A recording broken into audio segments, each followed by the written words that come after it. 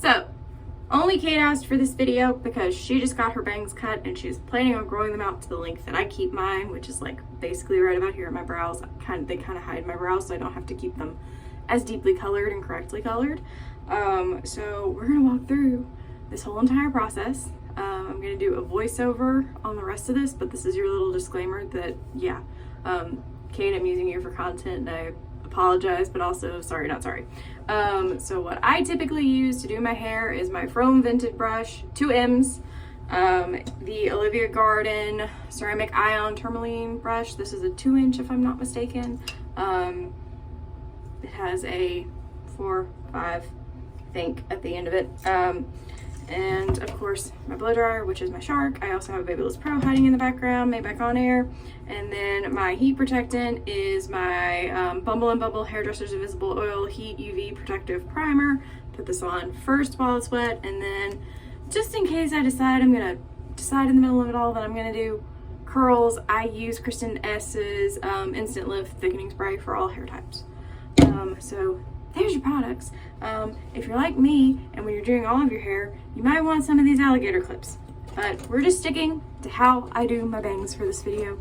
If anyone wants to know how I do my Jillian hair blowout, let me know. We'll do a whole video on it.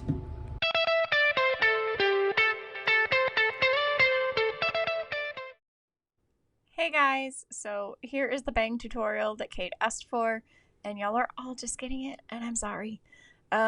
So what I'm doing here is just kind of trying to do my best and brush all my bangs to the front.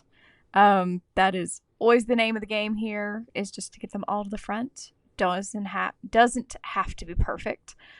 Just get them as close as you can, and then we're gonna hop into the blow drying.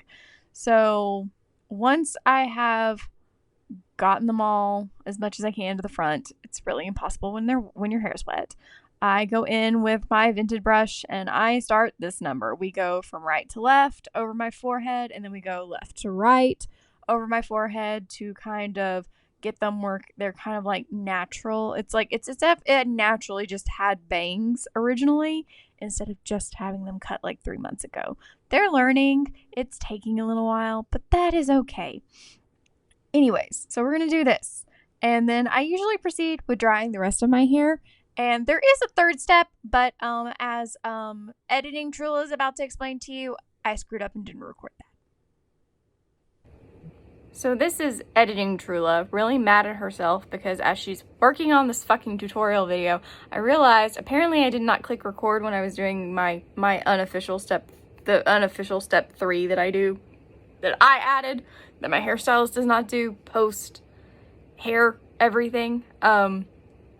So essentially what I do is I take my round brush after I've gotten all of my hair dry, and then I will take it and kind of floof de bangs is what I call it. It's not the official term.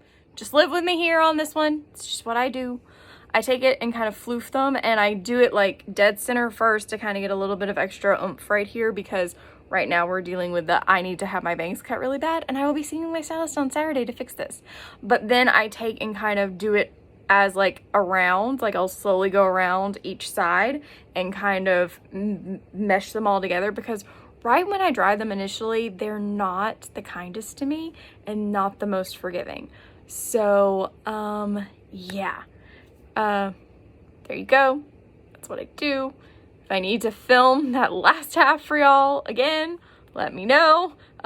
Kate, I will gladly film that for you and send directly to you if you want to see that. It's not that huge of a deal, but there you go. That is how I do it. And I'm sorry if this sounds like I'm in a box, because I was literally in the middle of editing and noticed that this is what was going on. So yeah, there you go.